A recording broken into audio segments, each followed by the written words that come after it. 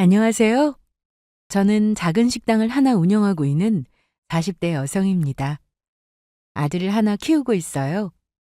마냥 어린아이인 줄로만 알았는데 엄마가 새롭게 식당을 다시 시작해서 예전만큼 많이 신경 써주지 못함에도 불구하고 이제는 어느덧 엄마의 보호자를 자처하는 든든한 아들로 자라주었습니다. 마냥 지켜줘야만 할 아이로만 생각하고 있었는데 요즘 그런 아들 녀석에게서 얼마나 힘을 많이 받는지 몰라요. 자영업이라는 게 워낙 하루 쉬는 것도 큰 마음 먹어야 가능한 일이다 보니 예전만큼 아이에게 온전히 시간을 쏟기는 힘들지만 그래도 틈날 때마다 사랑하는 아이와 추억 많이 쌓으려고 노력하고 있습니다. 그래도 아이가 아직 어렸을 때는 남편과 함께 전국 방방곡곡을 돌아다니며 추억도 참 많이 쌓았습니다. 남편이 워낙 캠핑 마니아였거든요. 저희 연애할 때만 하더라도 주말마다 한 번도 빠지지 않고 산이며 들이며 바다며 온갖 곳 가리지 않고 전국의 숨은 비경을 만끽하기도 했습니다. 사실 저희 친정 부모님께서는 두 분 다 일을 하시느라고 늘 바쁘셨거든요. 물론 저를 더할 나위 없는 큰 사랑으로 키워주시기는 했지만 워낙 생업에 바쁘신 분들이셨기 때문에 어릴 적부터 제 앞가림 일찍이 스스로 해야 했고 당연히 부모님과 어디 놀러 한번 제대로 가본 기억이 없어요. 어릴 적에는 그래서 친구들이 주말에 부모님과 좋은 곳 놀러 갔다 왔다고 하는 소리를 듣는 게 얼마나 부러웠는지 모릅니다. 물론 저희 부모님께서 저 잘 키워주시겠다고 그리 고생하셨다는 걸 저도 모르는 바는 아니에요. 그 점에 대해서는 항상 감사하게 생각하고 있습니다. 하지만 내심 마음속으로는 저도 모르게 외로움을 느끼고 지냈었나 봐요. 시간 지나면 결국 남는 것도 추억이라는 말을 입에 달고 살았던 남편과 차곡차곡 좋은 기억 쌓아가는 일이 그렇게 기꺼울 수가 없었습니다. 상대적으로 함께 시간 보내기 힘들었던 저희 친정 부모님에 비해서 항상 붙어 다니면서 저 한 번도 보지 못했던 좋은 풍경들 보여주고 신나게 자랑하는 남편에게 끌렸던 건 역시 어린 시절의 제 결핍을 충족시켜준 면이 없지 않아 있어서 그랬던 것 같습니다. 저희가 결혼을 하고 나서도 한동안 이러한 즐거운 생활이 계속해서 이어졌어요. 남편과 수년 캠핑족으로 지내다 보니 캠핑의 캠자도 몰랐던 저 같은 초보도 어느덧 요령도 생기게 되고 처음에는 그저 남편 뒤를 졸래졸래 따라다니던 것에 불과하던 저 역시 캠핑 마니아가 될 수밖에 없었습니다. 그 당시만 하더라도 지금처럼 캠핑이 대중화되지는 않았던 때라서 남들과는 다르게 바쁜 생활 속에서도 항상 시간 쪼개어 여가를 즐긴다는 것에 대한 만족감도 컸고요. 저희 아들인 수영이가 태어난 이후로도 아이 유치원 때까지는 세 식구가 철마다 캠핑으로 유명한 곳들 부지런히 찾아다녔습니다. 제가 남편을 통해서 캠핑의 즐거움에 눈 떴듯이 저희 아들에게도 이런 즐거움을 일찍이 맛보게 해주고 싶은 마음이 컸어요. 남편이나 저나 어린아이는 흙 밟으며 자라야 한다는 생각에 동의하고 있었고 바쁜 도시 생활을 잠시 뒤로 하고 가족끼리 함께 맑은 공기 마시며 오래도록 추억할 수 있는 시간을 만드는 것이 무척이나 즐거웠습니다. 다행히 아이 역시 저희 부부 성향을 닮아서 그런지 어릴 적부터 캠핑 다니는 걸 무척이나 즐거워했어요. 마치 모험가라도 된 듯 제 아빠와 신이 나서 계곡에서 송사리도 잡고 이름 모를 들풀을 소중히 쓰다듬는 녀석을 바라보고 있자면 그저 행복했습니다. 참 좋은 시절이었어요. 그 누구와도 공유할 수 없는 추억을 다름 아닌 내 가장 사랑하는 가족들과 나눈다는 생각에 이 시간이 흘러가는 것이 그저 아쉬울 뿐이었습니다. 이런 시간이 조금이나마 더 이어지기만을 바라는 마음이었어요. 그래도 아이도 어느 정도 자라고 학교에 들어가게 되고 또 예전 부부 둘만 생활하던 것과는 달리 이제는 책임져야 할 내 새끼도 생긴 마당이니 남편도 일이 바빠질 수밖에 없었습니다. 이제는 남편보다 더 캠핑에 재미를 붙이게 된 제 입장에서는 아쉬운 일이 아닐 수가 없었습니다. 굳이 캠핑이 아니라 하더라도 각자 위치에서의 역할이 점점 커져가고 있으니 세 식구가 함께 보내는 시간은 자꾸만 줄어들 수밖에 없었어요. 저도 압니다. 이게 자연스러운 일이라는 것을. 하지만 그걸 머리로는 알고 있다 하더라도 가슴으로는 내심 서운할 수밖에 없었어요. 그 전에 저희 셋이서 누렸던 시간이 귀했던 만큼 아쉬움이 더 커질 수밖에 없었죠. 하지만 서로에게 소홀하려고 그랬던 것도 아니고 애초부터 가족들 위해서 노력하느라 바빠진 건데 누구 하나 탓할 수도 없는 일이었죠. 특히나 저희 세 식구 미래를 위해 고생이 많은 남편 걱정이 되었습니다.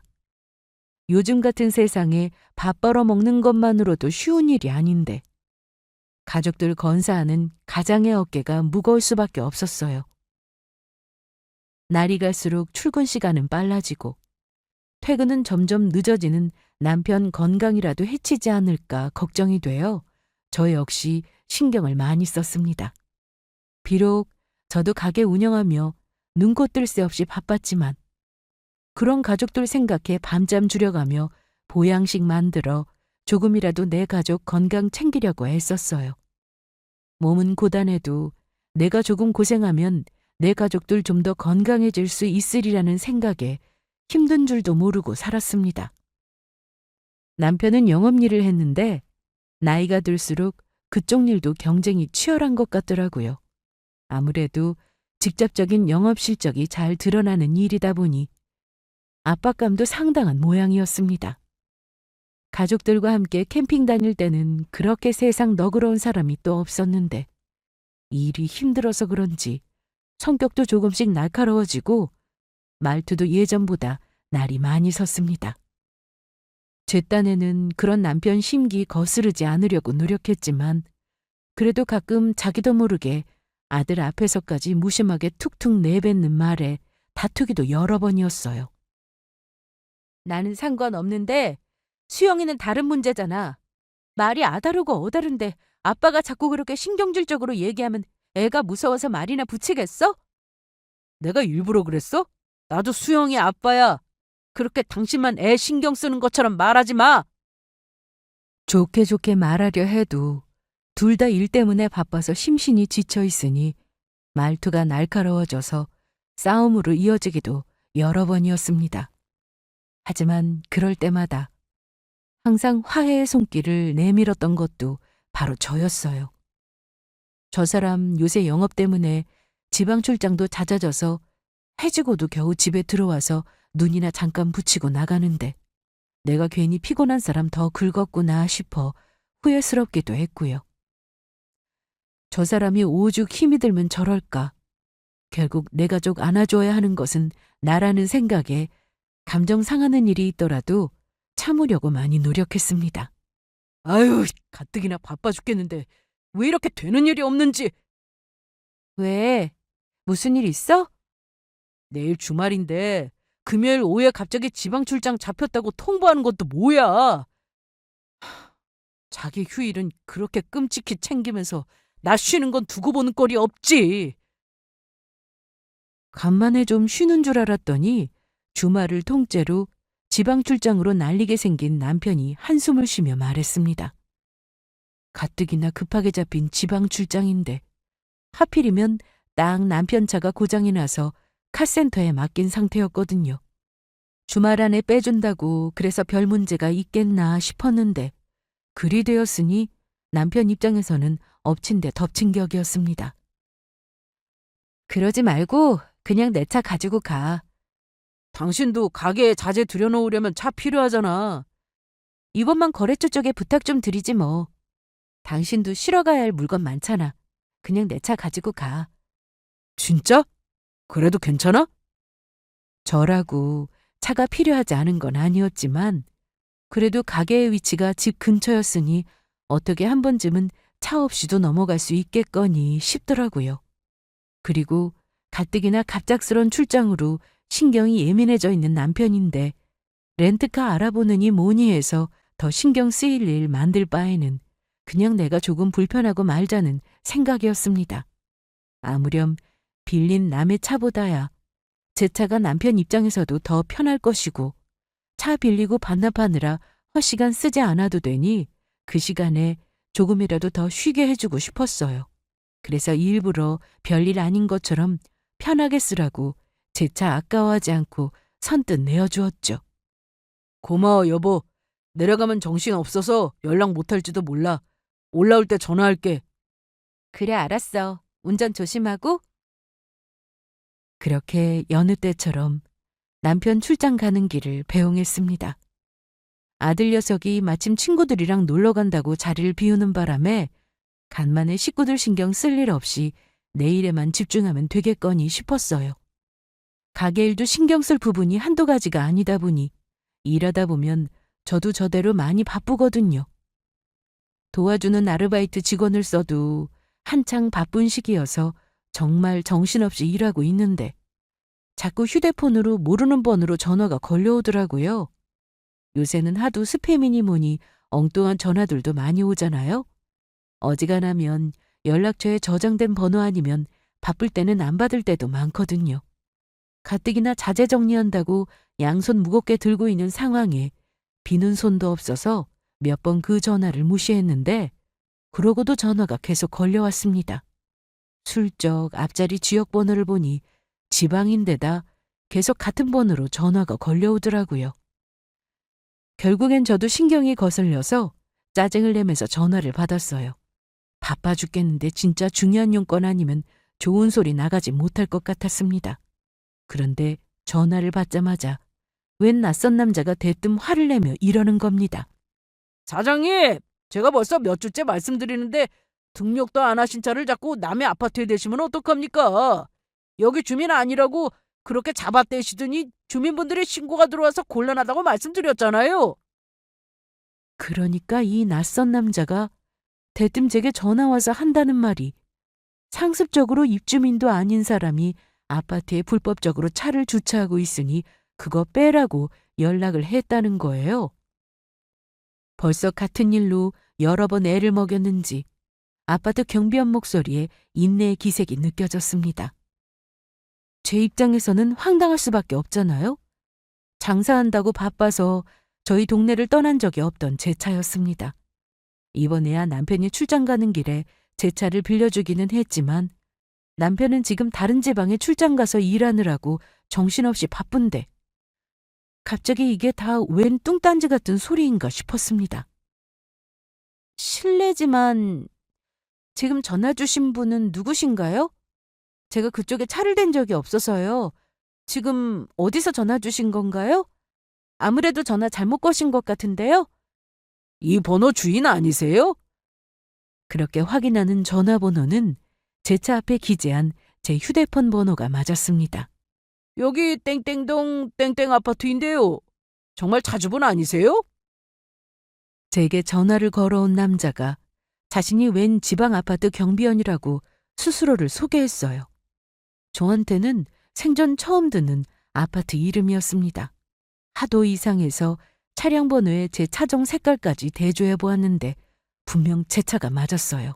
아니, 다른 곳에 출장 갔다던 남편이 왜 제 차를 끌고 그 아파트에다가 차를 대서 이런 전화를 받게 됐는지 영문을 알 수가 없었습니다. 지방에 출장 갔다는 사람이 당연히 회사에서 내어준 숙소에 있는 게 아니라 저로서는 듣도 보도 못한 낯선 아파트에 며칠씩이나 차를 대놓고 있다는데 아파트 경비원이 전하는 말마다 족족 수상하기 짝이 없었습니다. 제 입장에서야 이상한 생각이 안 드는 게 더 이상한 일 아니겠습니까?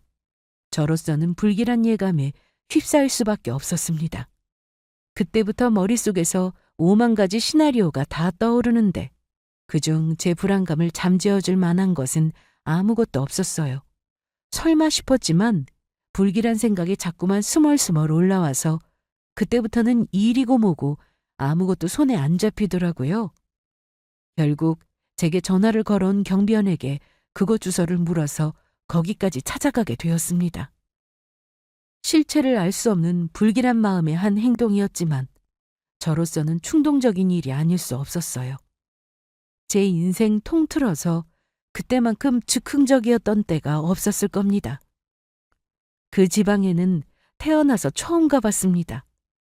설마 별일이야 있을까 싶으면서도 급하게 웃돈까지 주고 당일에 차까지 렌트해서 거기까지 내려가고 나니 스스로의 행동이 기가 막히더라고요.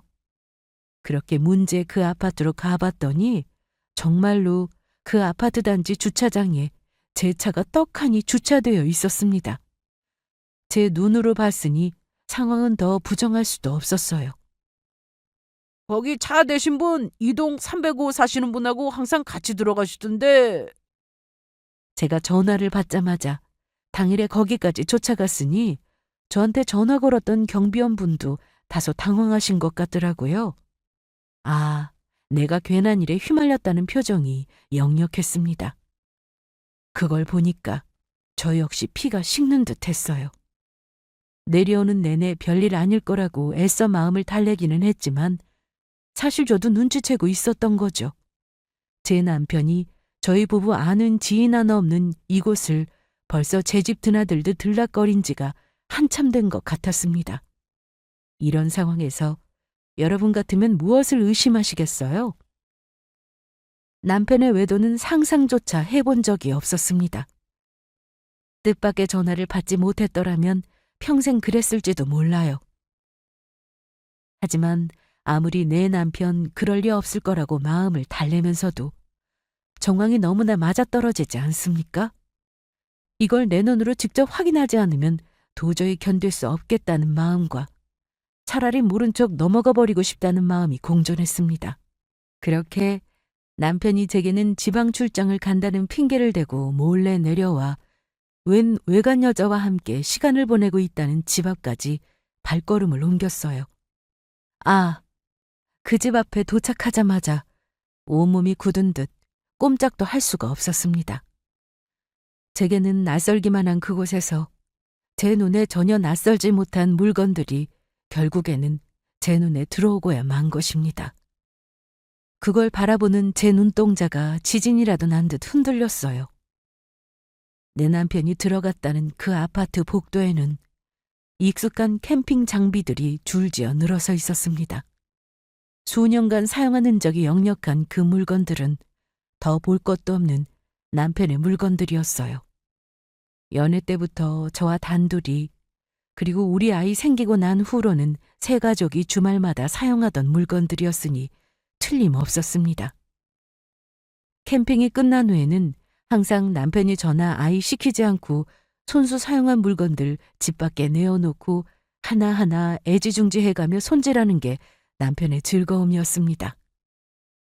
캠핑 장비 오래 쓰려면 이렇게 매번 관리를 잘 해줘야 한다고. 초보들이야 그저 새 물건이 좋은 줄 알지 이렇게 길 잘 든 캠핑 장비가 캠퍼의 자부심인 거야. 그 귀찮은 일을 하면서 오히려 신이 나서 싱글벙글하던 남편이었습니다. 물건 하나하나에 저뿐만 아니라 우리 아이와 함께한 소중한 기억까지 켜켜이 쌓여 있었어요. 처음에는 남편이 장만한 물건이라 할지라도 결국에는 저희 세 가족의 추억이 고스란히 담긴 캠핑 장비들이었어요.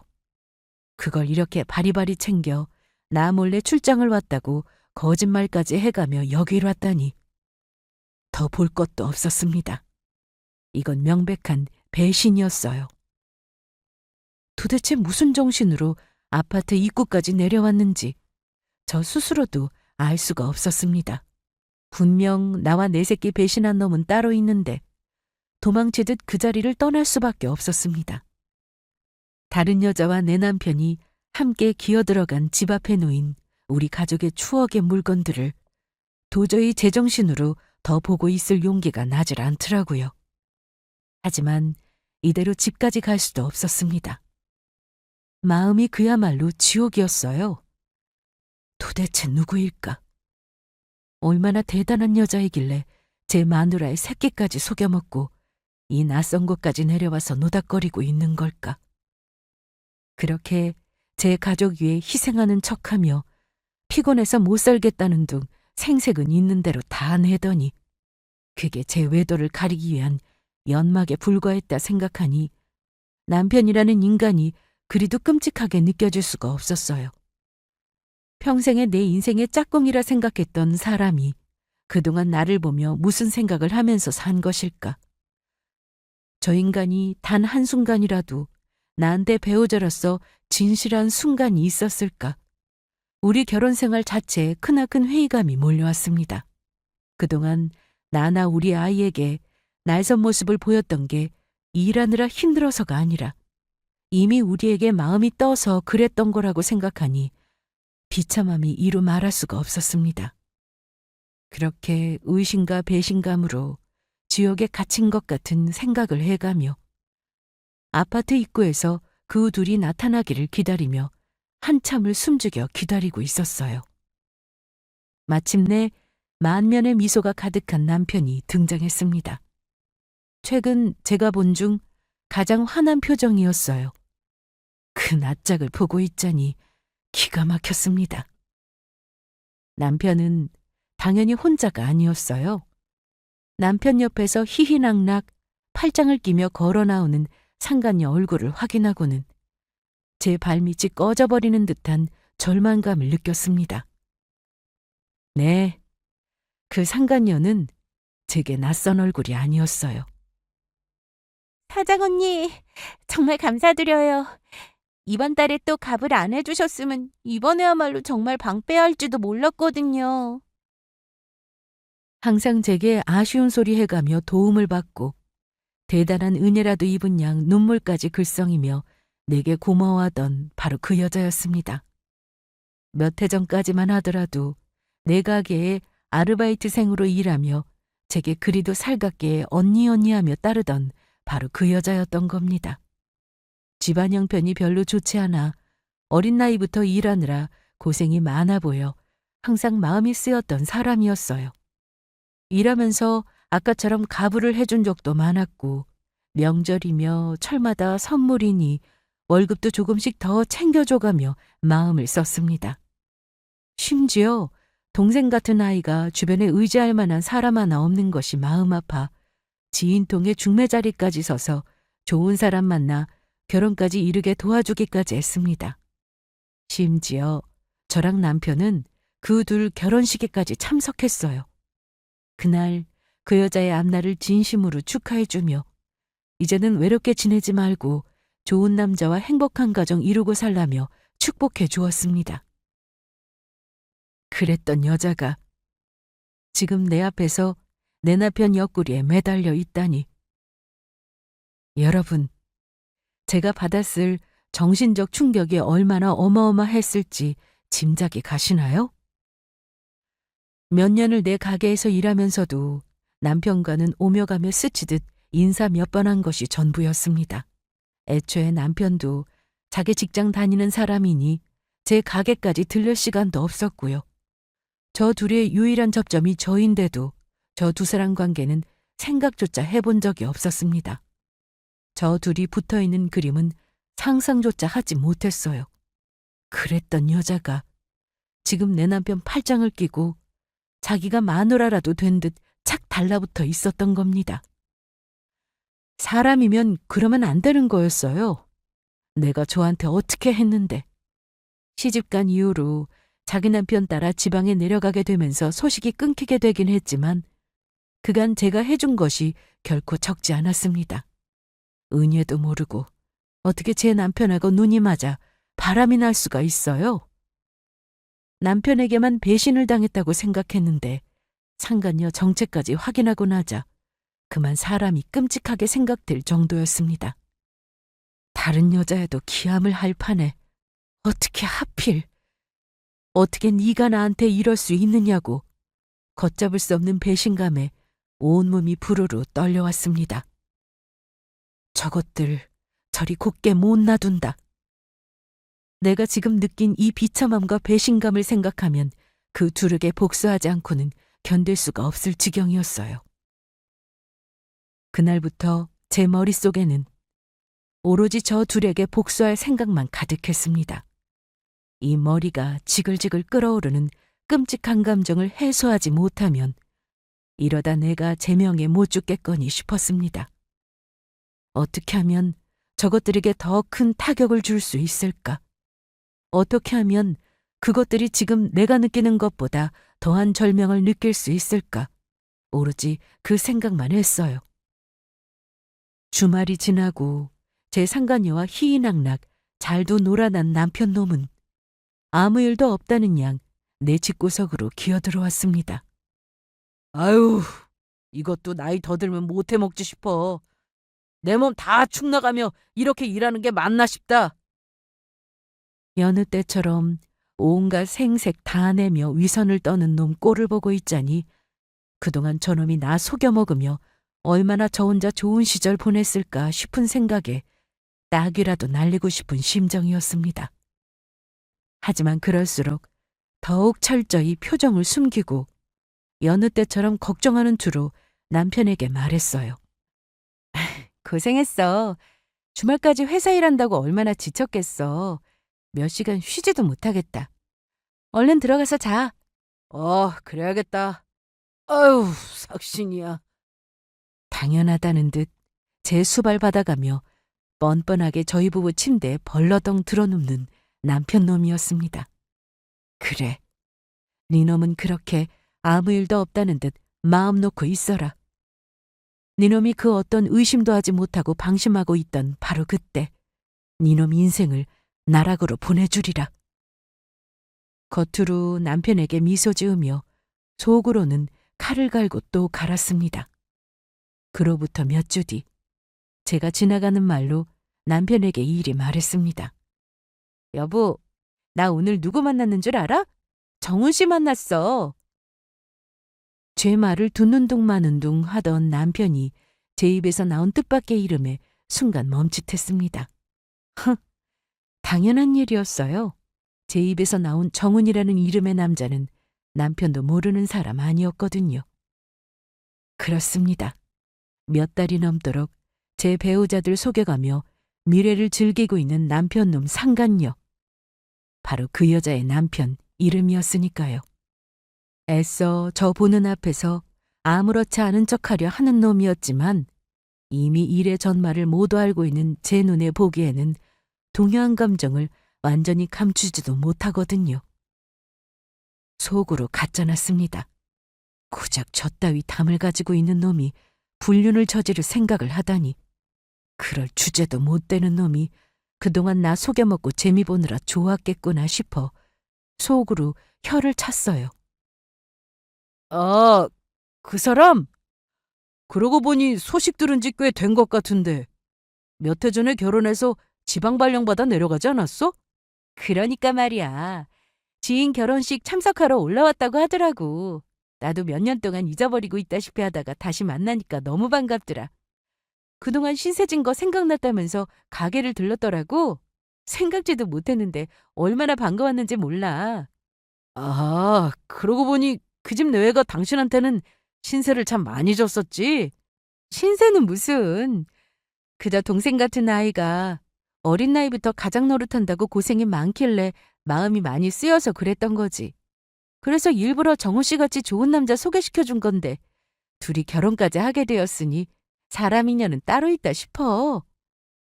아무것도 모르는 것처럼 신이 나서 조잘조잘대는 제 말이 이어질수록 남편이 제 눈을 똑바로 바라보지 못했습니다. 고맙다면서 일부러 찾아오기까지 해준 사람을 그냥 보낼 수가 없잖아. 그래서 이번 주말에 정훈 씨 내외 우리 집으로 초대했는데 당신 주말에 별일 없지? 저 혼자 열심히 조잘대는 옆에서 꿀먹은 벙어리처럼 입 닫고 있던 놈이 제가 상간녀와 상간녀 남편을 집까지 초대했다는 소리에 당황을 감추지 못했습니다. 그러고 보니 수희도 시집가고 내려가고 나서 한 번을 못 봤잖아. 둘이 잘 살고 있는지 궁금하기도 하고 나도 오랜만에 보고 싶기도 하고 게다가 정훈 씨가 나한테 부탁하더라고. 자기 때문에 아무 연고도 없는 지방까지 시집와서 외롭게 지내고 있는데 하필이면 근무지가 또 바뀌는 바람에 요새 몇 달 동안 주말 부부처럼 지내고 있다고 하더라고. 수희가 우리 가게에서 일할 때 나한테 의지를 참 많이 했잖아. 그러니 오랜만에 내 얼굴 보면 와이프도 기분 전환이 좀 될 것 같다고 하길래. 사람이 참 자상하지? 그러네. 그러니까 당신도 이번 주말에는 어디 나갈 생각하지 말고 같이 만나자고? 그때 돼서 딴소리하기 없기야. 남편이 당황한 틈을 타 확답을 받아냈습니다. 그날부터 남편 눈 표정을 시시때때로 구경하는 것이 여간 재미난 일이 아닐 수가 없었어요. 불러도 대답도 않는 것이 이미 마음은 콩밭에 가 있는 게 뻔했습니다. 미리 제 스케줄까지 확실하게 확인하고 도망갈 퇴로를 차단한 저였기에 꼼짝없이 상간녀와 상간녀 남편과 사자대면을 하게 된 상황을 어찌해야 할지 아주 죽을 맛이었겠죠. 놈에게는 피하고만 싶은 시간이자 제가 기다려 마지 않았던 그 시간이 결국 오게 되었습니다. 당황스럽기야 그 역겨운 상간녀 역시 마찬가지였겠지만 제 남편 옆에서 미소까지 띠며 나타난 꼴이 뻔뻔하기 짝이 없었어요. 그것들 보란 듯이 만면에 활짝 미소를 띠며 반갑다는 투로 말했습니다. 세상에, 수희야. 너 얼굴 너무 좋아졌다. 정우 씨가 정말 잘해주나 봐. 언니, 정말 반가워요. 언니는 몇 년이 흘렀는데도 아직 그대로다. 제가 저 사는 거 바쁘다고 연락도 못 드리고 언니가 저한테 해주신 것들 생각하면 그러면 안 되는 건데. 무슨 소리야. 그저 두 사람 잘 살아주는 것만 해도 나로서는 감사할 일이지. 속으로는 그 뻔뻔한 여자에게 침이라도 뱉어주고 싶은 심정이면서 잘도 천연덕스럽게 그런 말이 나오더라고요. 잠시 뒤 벌어질 상황을 생각하면 지금 이 정도의 말쯤이야 얼마든지 참아줄 수 있었습니다. 그 와중에 서로 흔들리는 눈빛을 주고받는 남편과 상간녀 꼴을 보고 있자니 구역질이 올라올 지경이었어요. 두 사람 인사 좀 해. 오랜만에 보는 거잖아? 그렇지, 그렇지. 네, 그동안 잘 지내셨어요? 그러게요. 정말 오랜만이네요. 이게 몇 년 만이에요? 촌극도 그런 촌극이 없었습니다. 속으로 헛소리들 하고 있네 싶었습니다. 주말마다 저 여자 남편 없는 집구석에서 둘이 무슨 더러운 짓거리를 벌였을지 뻔히 아는데 잘도 헛소리를 나불대는 두 년놈들을 보니 저도 더는 참아 넘길 수가 없었습니다. 오랜만이야? 정말 오랜만이야? 그럼 그렇지. 내가 이날 이때까지 당신이랑 같이 살면서 당신한테 이런 재주가 있는 줄은 몰랐네. 당신 영업일이 아니라 배우를 했어야 했나 봐. 뭐라고? 아까까지와는 다르게 신랄하기 짝이 없는 제 말투를 들으며 남편놈이나 상간녀나 눈에 띄게 당황하기 시작했습니다. 순간 저는 상간녀의 남편과 의미심장한 눈빛을 주고받았어요.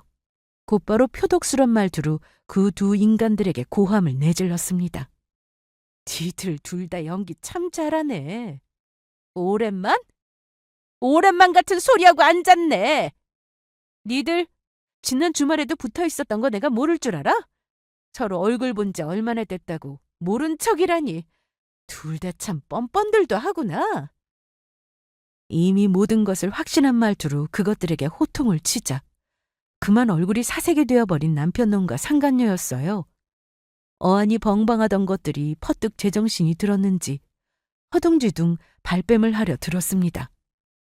당신 그게 무슨 소리야? 내가 수희 씨 만날 일이 뭐가 있다고? 언니, 왜 그러세요? 언니? 언니? 야 이년아, 네 년이 그러고도 인간이야? 내가 너한테 어떻게 했는데 네가 은혜를 아는 인간이면 어떻게 내 남편하고 노래날 수가 있어? 지금 무슨 말을 하는 거야? 대체 무슨 오해를 하고? 오해 같은 소리하고 앉았네. 아니에요. 아니에요, 언니. 어떻게든 이 상황을 무마하려고 저 하나 이상한 사람 만들려고 혈안이 된 년놈들이었습니다. 그 꼴을 보고 서 있던 상간녀의 남편이 그만 화를 참지 못하고 제 남편 멱살을 틀어쥐었어요. 이 더러운 자식아! 내 집에서 내 마누라랑 뒹굴어 놓고 이제 와서 발뺌한다고 없는 일이 될 것 같아? 내가 너희들 생각하면 자다가도 화가 치밀어 올라서 벌떡 일어날 정도였어. 내가 니들 가만히 둘 줄 알았어? 저보다 한 뼘은 더 큰 남자의 압도적인 힘으로 붙들린 남편 놈이 사색이 되었습니다. 대체 둘 다 왜 이러는 거야? 우리가 뭘 어쨌다고? 여보, 제발 이것 좀 놓고 얘기해. 당신 대체 왜 이래? 끝까지 영문을 모르겠다는 듯 구는 그 둘을 보란 듯이 그동안 모았던 증거 자료를 그것들 발치에다 차르륵 쏟아부어 버렸습니다. 그 사진 자료에는 지난 몇 주간 저와 상간녀의 남편이 작당하여 사람까지 붙여 그 둘의 일거수일투족을 따라다닌 기록이 고스란히 남아 있었습니다. 마치 부부라도 된 양 부끄러운 줄도 모르고 팔짱까지 끼고 식당이며 카페며 데이트 다닌 사진부터 신혼부부라도 된 양 사이좋게 마트에서 장을 보는 모습에 차 안에서 애정행각을 벌이는 추접스러운 사진까지. 심지어 그게 전부도 아니었습니다. 상간녀 남편이 그 집주인이잖아요. 그 안에다 카메라까지 설치했을 줄은 저도 몰랐습니다.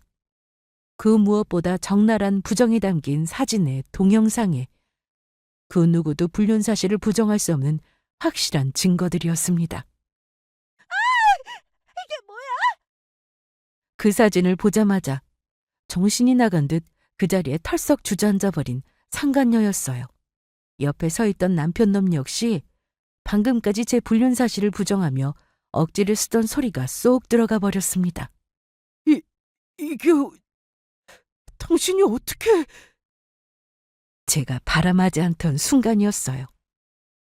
바로 몇 주 전 제게 살면서 가장 큰 충격과 배신감 그리고 상처를 주었던 그날로부터 철저하게 계획된 일이었습니다. 그날 그것들의 불륜 사실을 알게 되자마자 상간녀의 남편에게 연락을 한 저였습니다.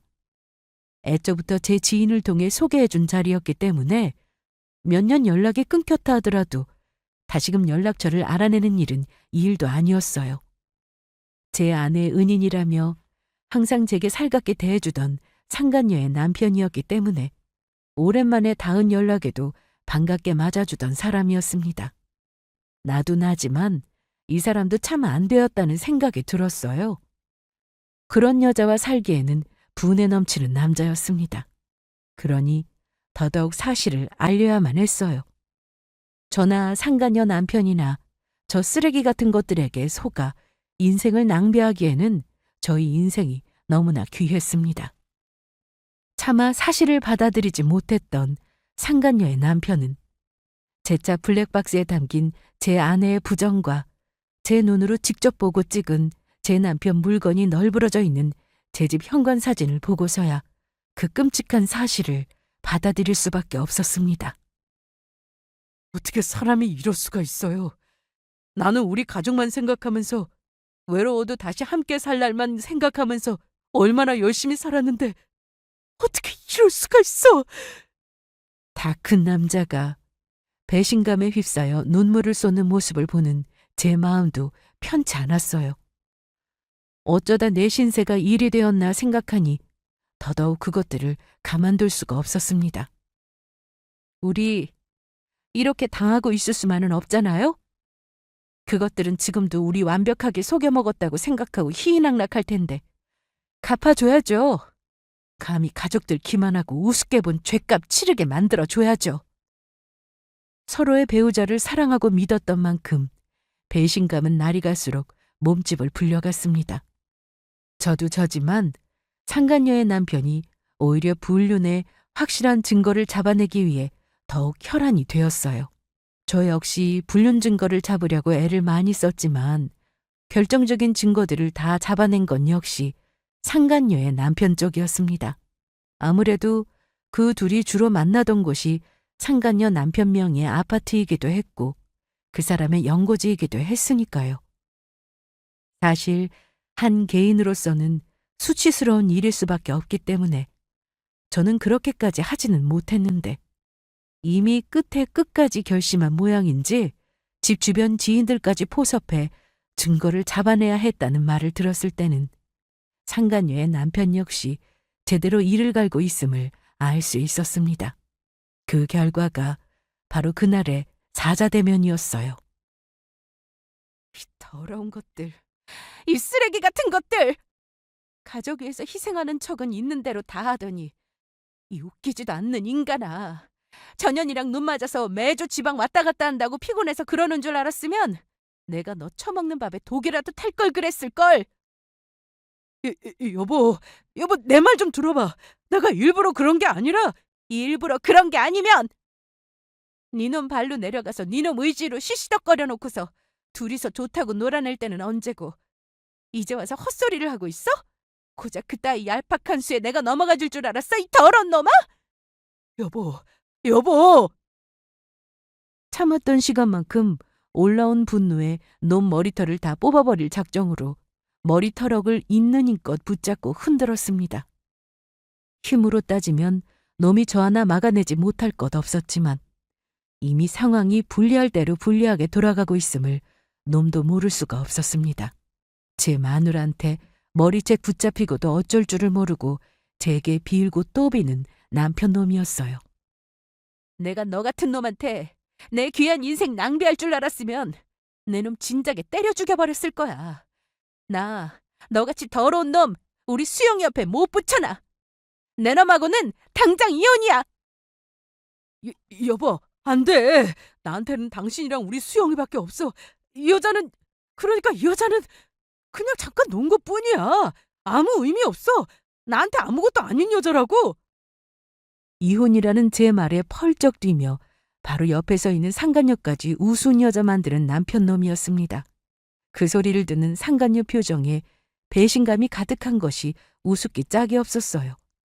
고작 저것밖에 안 되는 관계면서 제 가족들 다 배신하고 저짓거리를 저질렀다니.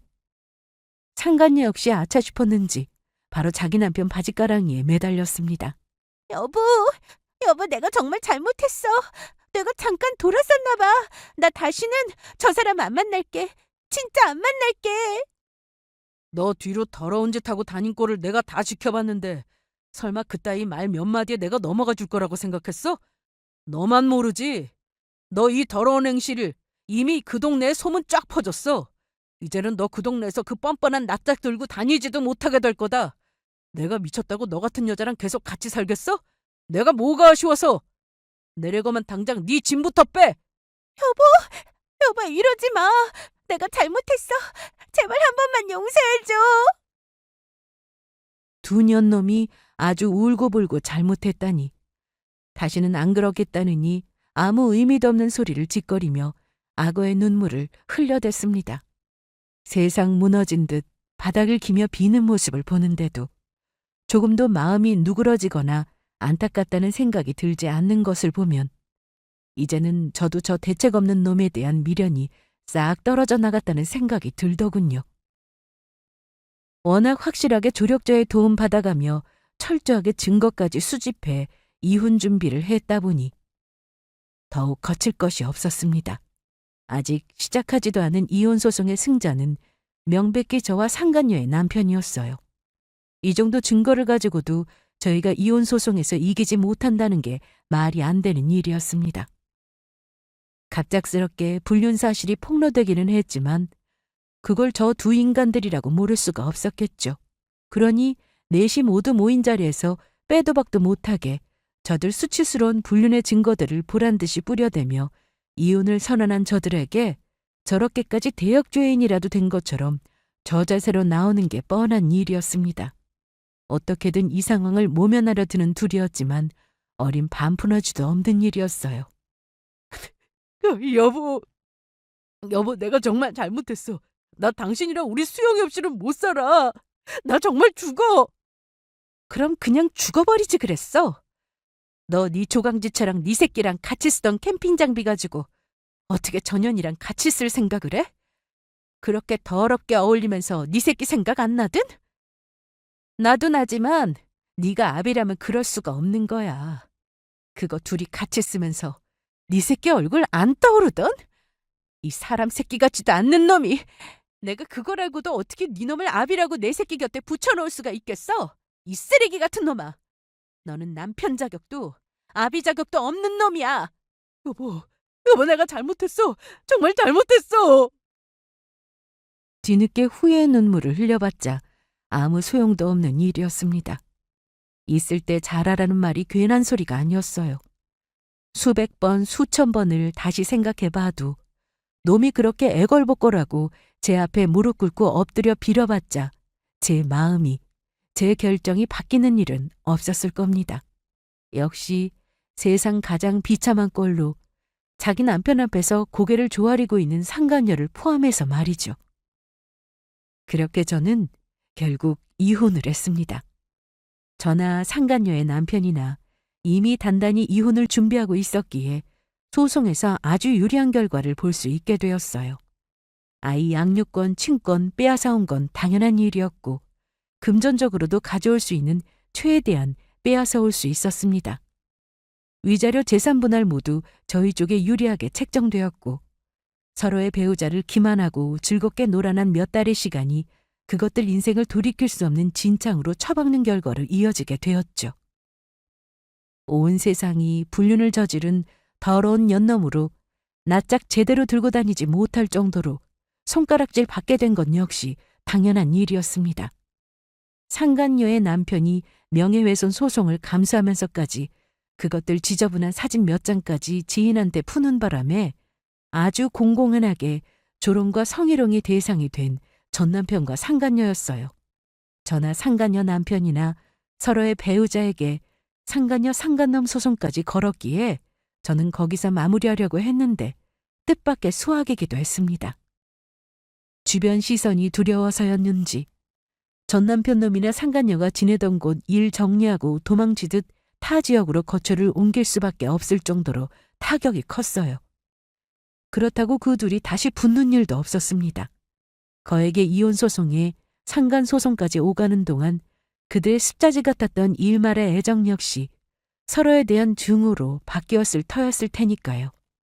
서로 좋아서 붙어 있을 때는 언제고 제 신세 이렇게 망친 건 결국 서로 니 탓이니 해가며 개싸움까지 했다는 것도 상간녀 남편 통해 전해 듣게 되었습니다.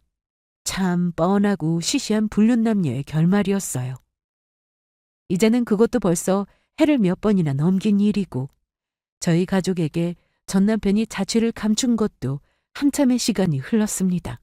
그동안 저도 가게 새로 정리해 재오픈하는 등 환경의 변화가 있었고 그러는 동안 곁에서 제게 누구보다 큰 힘이 되어준 저희 아들 덕에 힘든 시간 잘 이겨낼 수 있었어요. 무엇보다 내 아이 상처받지 않고 잘 키우는 것보다 더 중요한 일은 없기에 수많은 일이 있었음에도 불구하고 착하고 바르게 잘 자라주어 엄마의 힘이 되어주는 아들과 함께 잘 지내고 있습니다. 저는 앞으로도 내 사랑하는 아이와 함께 저희 두 사람만의 소중한 추억 쌓아가며 잘 지내도록 하겠습니다. 오늘 제가 여러분께 들려드릴 이야기는 여기까지예요. 다사다난했던 제 사연, 마지막까지 함께 해주셔서 정말 감사합니다.